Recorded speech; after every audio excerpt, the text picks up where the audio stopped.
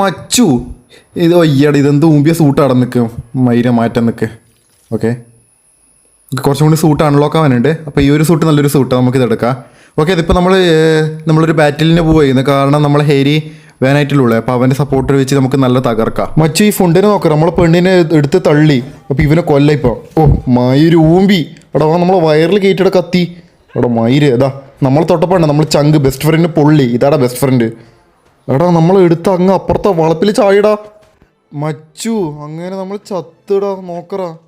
മയിര് game അവസാനിച്ച് ഇല്ല. എടീ വെനം നോക്കറാ നമ്മളെ ബോഡിയിൽ കയറുന്ന.